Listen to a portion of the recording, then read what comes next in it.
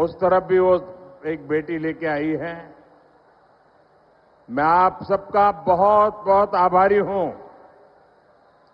भारत माता की,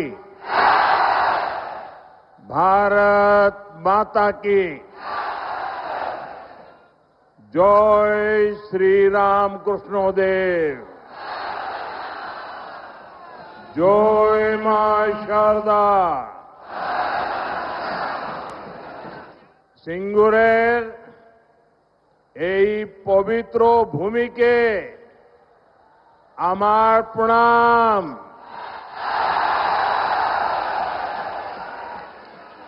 आज सुबह मैं मां कामाख्या की धरती पर था और अब यहां बाबा तारकेश्वर की धरती पर आप जनता जनार्दन के दर्शन करने के लिए आया हूं। साथियों, सिंगूर का ये जन सैलाब, आप सभी का ये जोश, ये उत्साह, और मैं तो देख रहा हूं, शायद पीछे लोग देख भी नहीं पाते होंगे। मैं अभी दोनों तरफ कोने पर जाकर देखा, दूर दूर तक लोग ही लोग हैं।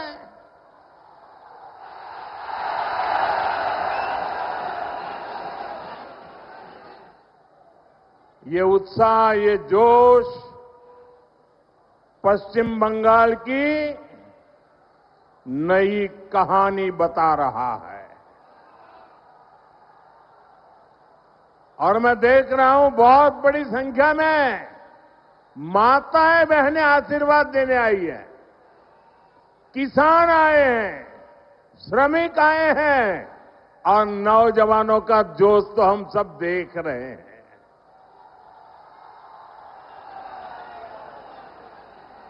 सभी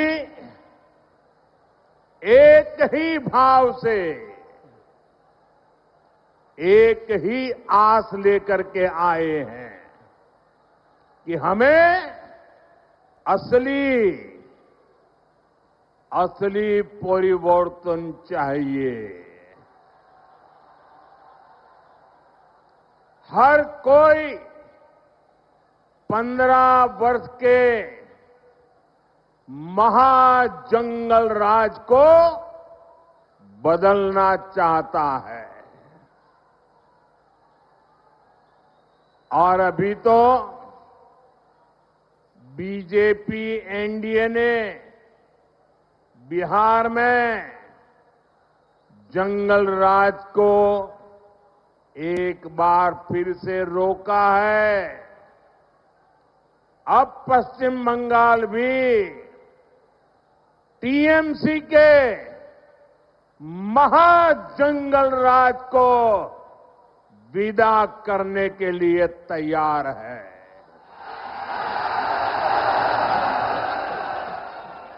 तैयार है ना? पक्का?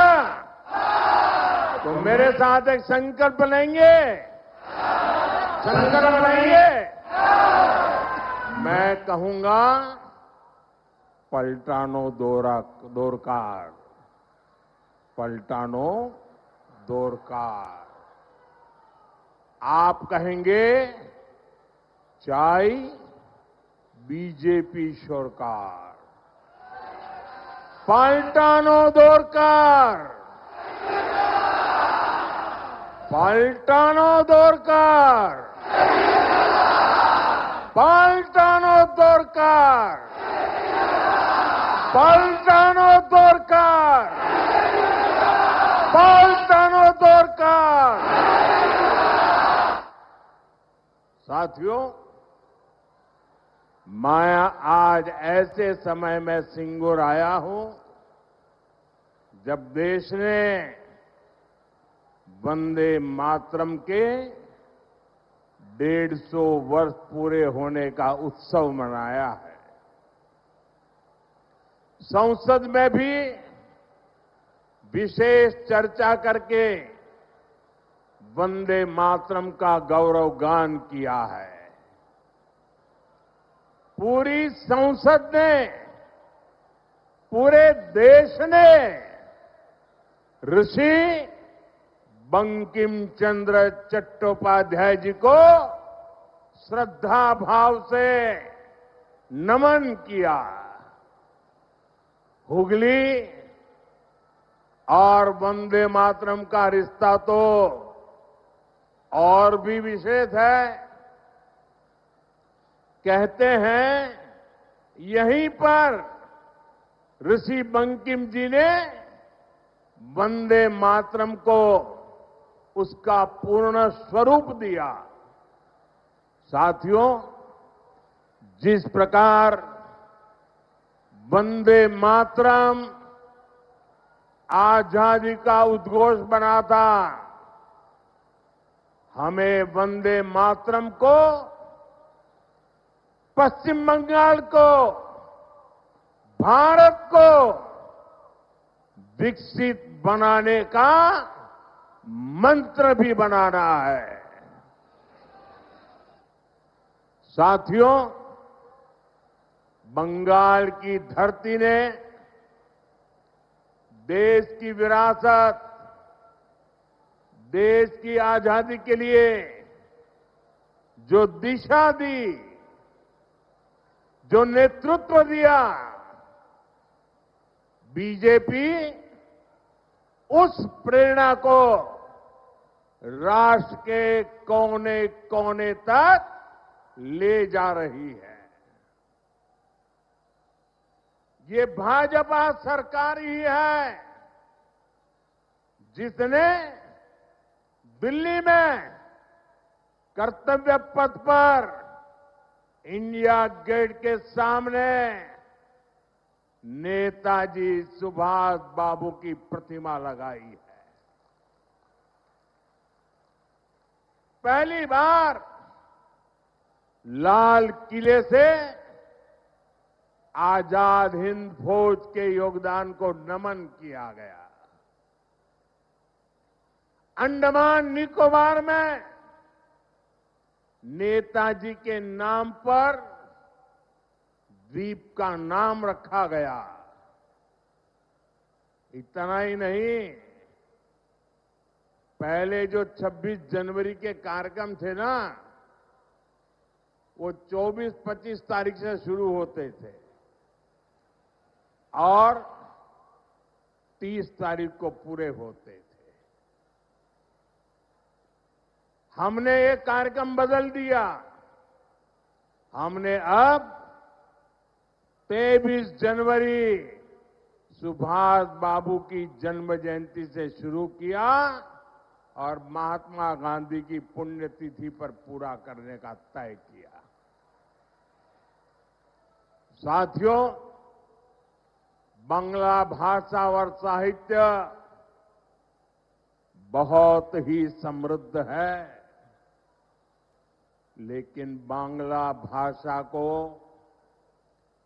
क्लासिकल लैंग्वेज का दर्जा भी तब मिला जब आपने मुझे आशीर्वाद दिया, बीजेपी की दिल्ली में सरकार बनाई। इससे बांग्ला भाषा में रिसर्च को बल मिलेगा। साथियों, बीजेपी के सरकार के प्रयासों से ही दुर्गा पूजा को यूनेस्को ने कल्चरल हेरिटेज का दर्जा दिया है। ये टीएमसी वाले दिल्ली में सोनिया जी की सरकार में भागीदार थे, क्या तब ये सब काम नहीं करा सकते थे क्या? क्यों नहीं किए? ये मोदी है जिसको बंगाल के लिए इतना प्यार है, समर्पण है, तब होता है। हमारी सरकार के प्रयासों से ही गुरुदेव रविन्द्रनाथ टैगोर के शांति निकेतन को विश्व धरोहर का दर्जा मिला है।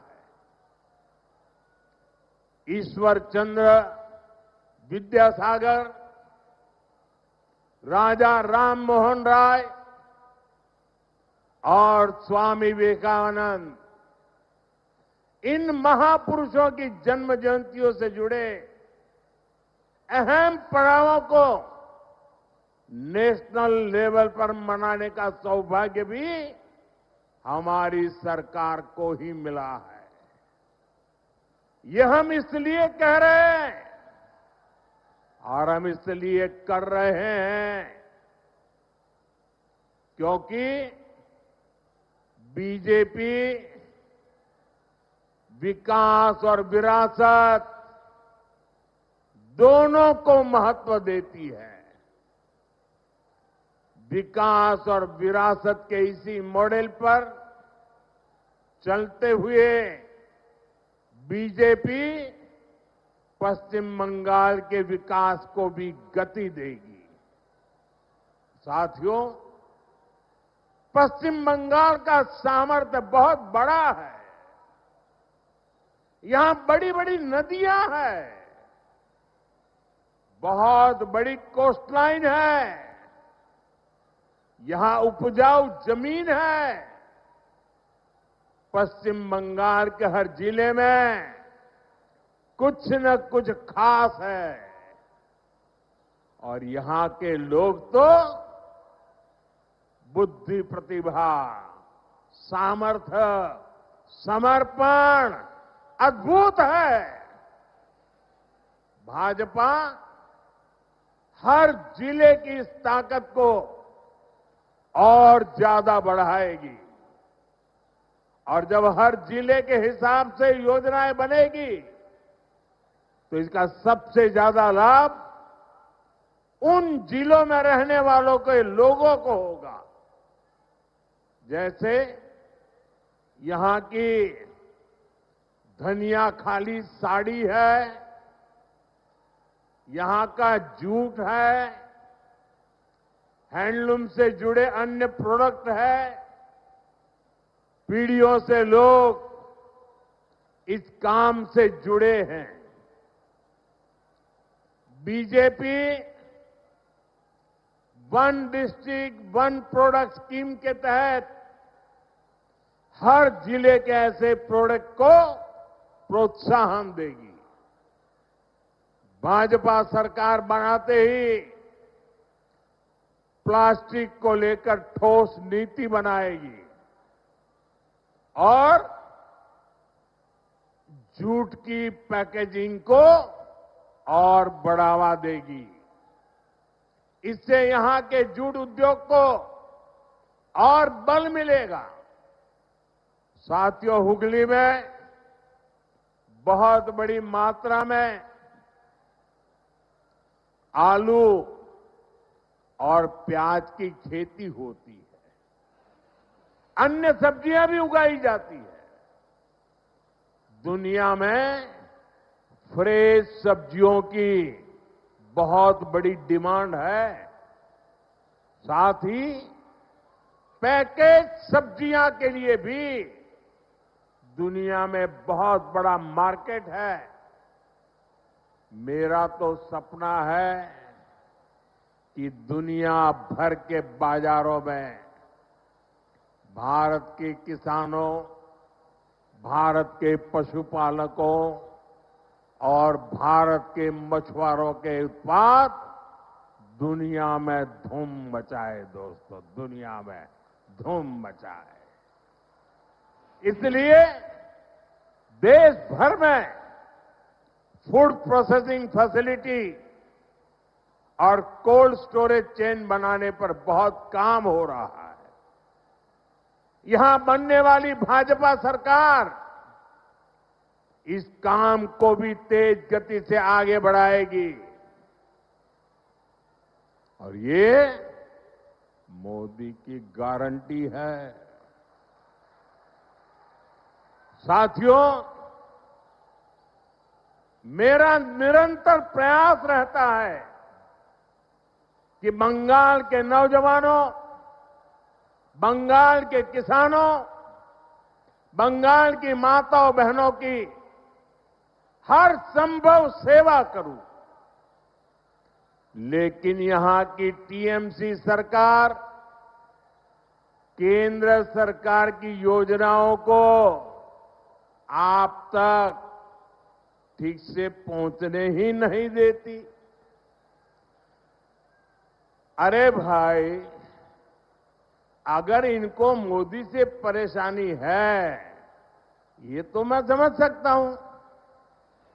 इनको बीजेपी से दुश्मनी है, ये भी समझ में आता है। लेकिन टीएमसी तो बंगाल के लोगों से अपनी दुश्मनी निकाल रही है। टीएमसी यहां के नौजवानों, यहां की माताओं बहनों, यहां के किसानों से दुश्मनी ठाने हुए हैं। साथियों, बंगाल के मछुआरों से टीएमसी कैसे अपनी दुश्मनी निकाल रही है, इसका मैं आपको एक उदाहरण देता हूं। बंगाल में लाखों परिवार मछली के काम से जुड़े हुए हैं। यहां से अभी जितनी मछली एक्सपोर्ट होती है, उससे कहीं अधिक संभावनाएं बंगाल में है। बंगाल के फिशरमैन में वो ताकत है। इसके लिए जरूरी है कि मेरे मछुआरे भाई बहनों को मदद मिले, मेरे मछुआरे भाई बहनों को बेहतर टेक्नोलॉजी मिले। इसी सोच के साथ देश भर के मछुआरों की मदद के लिए केंद्र सरकार ने एक डिजिटल प्लेटफॉर्म बनाया। इस डिजिटल प्लेटफॉर्म पर देश भर की राज्य सरकारें अपने यहां के मछुआरों के नाम रजिस्टर करवा रही है। लेकिन बंगाल में इस काम पर ब्रेक लगा हुआ है। हम बंगाल की टीएमसी सरकार को बार बार चिट्ठी लिखते हैं। मुख्यमंत्री जी चिट्ठी नहीं पढ़ती है, लेकिन अफसरों को तो पढ़ने दो। लेकिन टीएमसी सरकार यहां के मछुआरों के रजिस्ट्रेशन में बिल्कुल सहयोग नहीं कर रही है। इससे बंगाल के मछुआरों को पीएम मत्स्य संपदा योजना जैसी केंद्र की स्कीम का फायदा नहीं मिल पा रहा है। साथियों, टीएमसी बंगाल के नौजवानों के भविष्य भी के साथ भी खेल खेल रही है। पूरे देश में हजारों आधुनिक पीएम श्री स्कूल खोले जा रहे हैं। लेकिन टीएमसी बंगाल के बच्चों को पीएम श्री स्कूल की बेहतर शिक्षा से भी वंचित रख रही है। आप मुझे बताइए, बंगाल के बच्चों का भविष्य तबाह कर रही टीएमसी सरकार को जाना चाहिए कि नहीं जाना चाहिए? जाना चाहिए कि नहीं जाना चाहिए? ये टीएमसी को भगाना चाहिए कि नहीं भगाना चाहिए? ये टीएमसी को हटाना चाहिए कि नहीं हटाना चाहिए? बंगाल को बचाना चाहिए कि नहीं बचाना चाहिए? नौजवानों का भविष्य बनाना चाहिए कि नहीं बनाना चाहिए? माताओं बहनों को सुरक्षा देनी चाहिए कि नहीं देनी चाहिए? क्या ऐसी टीएमसी सरकार को, बंगाल को सजा देनी चाहिए कि नहीं देनी चाहिए? ये टीएमसी को सजा मिलनी चाहिए कि नहीं मिलनी चाहिए? साथियों, देश में जो भी सरकारें विकास को रोकती हैं, गरीब कल्याण के काम में रुकावट डालती है, देश का मतदाता अब जान चुका है, देश का मतदाता जाग चुका है। ये रुकावट डालने वाले हर किसी को लगातार सजा मिलती रही है। दिल्ली में भी, दिल्ली प्रदेश में एक ऐसी ही सरकार थी जो केंद्र की योजनाओं को लागू नहीं होने देती थी। हम उनको कहते रहे कि दिल्ली के गरीब परिवारों को मुफ्त इलाज देने वाली आयुष्मान स्कीम लागू करो, लेकिन वो सुनते ही नहीं थे। वो राजनीतिक हिसाब किताब में ही लगे रहते थे। इसलिए दिल्ली की जनता ने उनको सत्ता से बाहर का रास्ता दिखा दिया, मुख्यमंत्री को भी घर भेज दिया। और अब दिल्ली में आयुष्मान योजना से गरीबों को मुफ्त इलाज हो रहा है। साथियों, बंगाल की जनता ठान चुकी है। यहां के लोग टीएमसी की निर्मम सरकार को सबक सिखाने वाले हैं, ताकि यहां भी बीजेपी सरकार बने और आयुष्मान भारत योजना बंगाल में भी लागू हो, गरीबों को मुफ्त इलाज मिले। साथियों, बंगाल में भाजपा की डबल इंजन सरकार बननी बहुत जरूरी है। जहां भी भाजपा की डबल इंजन सरकार है, वहां केंद्र सरकार की योजनाओं के तहत बहुत शानदार काम हो रहा है। मैं आपको हर घर नल से जल की बात बताता हूं। देश के गांव-गांव में हर घर तक पाइप से जल पहुंचे, इसके लिए केंद्र की बीजेपी सरकार ये अभियान चला रही है। अब जैसे त्रिपुरा है, वहां पहले की सरकार के समय 100 में से सिर्फ 4 घरों में ही नल से जल आता था। जब लेफ्ट वालों की सरकार थी ना त्रिपुरा में, आपके पड़ोस में, 100 घर में से सिर्फ 4 घर में। लेकिन बीजेपी की डबल इंजन सरकार के कारण आज वहां 100 में से 85 घरों में नल से जल आने लगा है। ये आंकड़ा आपको याद रहेगा? ये आंकड़ा आपको याद रहेगा? आप जरा बताएं, मैं ना दोबारा बताऊं मैं। जब ये लेफ्ट वालों की सरकार थी, तब 100 में से 4 घरों में नल से जल आता था। आज 85 घरों में, 85 घरों में पानी पहुंचता है। साथियों, आज भी बंगाल में आधी आबादी ऐसी है जिनके यहां नल से जल नहीं आता। अगर त्रिपुरा में बीजेपी ना आती तो वहां आज भी वैसा ही हाल होता। बंगाल में बीजेपी आएगी तो यहां हाल बदलेगा। हमारी माताओं बहनों को, हमारी बेटियों को पानी लाने के लिए कितनी परेशानी होती है। भाजपा सरकार इस परेशानी से आपको मुक्ति दिलाकर रहेगी। और ये मोदी की गारंटी है।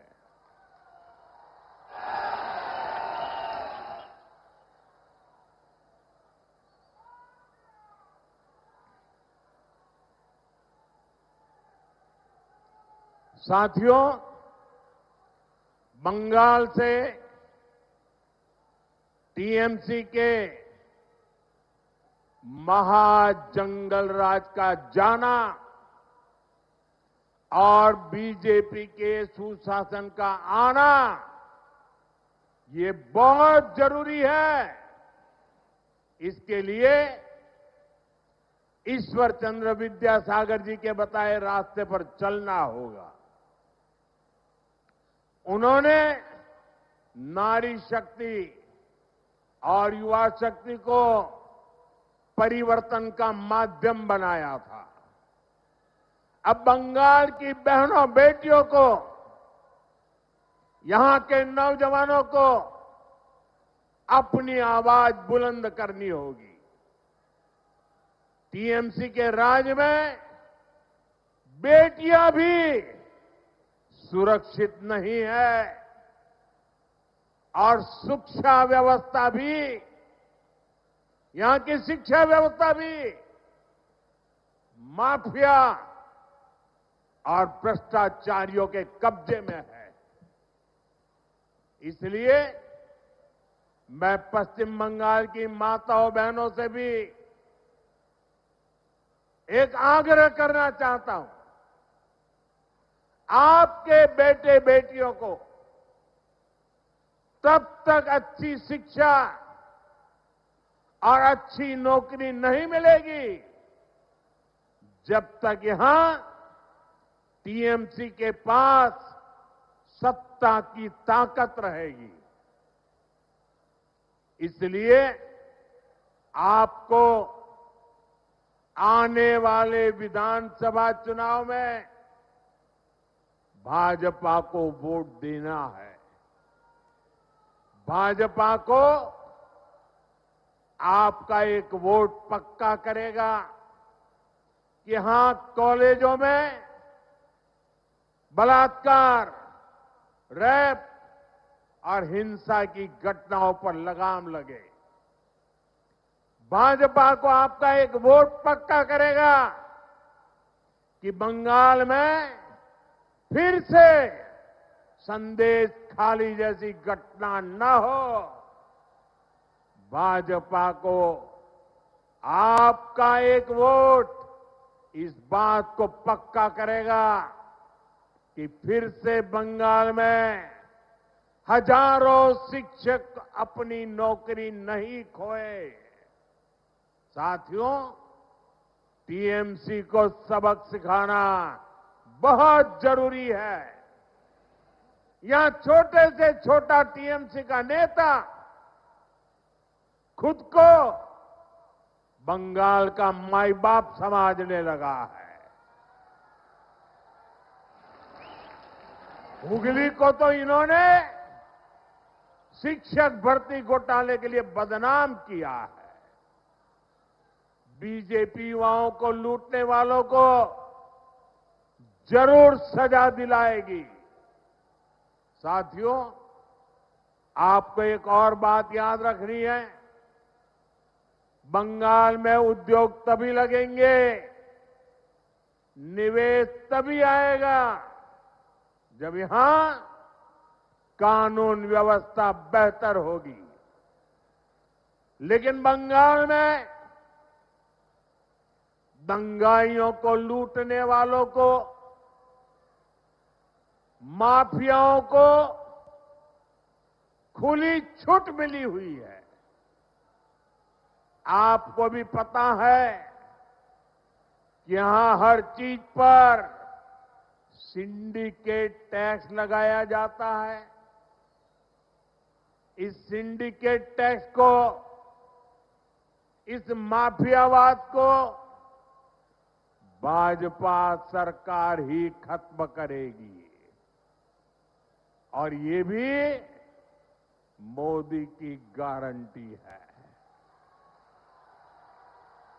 साथियों, टीएमसी सरकार पश्चिम बंगाल की, देश की सुरक्षा के साथ भी खिलवाड़ कर रही है। इसलिए यहां के नौजवानों को खास तौर पर बहुत सावधान रहना है। टीएमसी यहां घुसपैठियों को भांति भांति की सुविधाएं देती है। घुसपैठियों को बचाने के लिए धरने प्रदर्शन करती है। आप याद रखिए, टीएमसी को घुसपैठिए इसलिए पसंद है क्योंकि वो इनके पक्के वोट बैंक है। घुसपैठियों को बचाने के लिए टीएमसी किसी भी हद तक जा सकती है। बीते 11 वर्षों से केंद्र सरकार टीएमसी सरकार को बार बार पीछे अपना आता पता लिखा होगा तो मैं आपको धन्यवाद का पत्र जरूर भेजूंगा।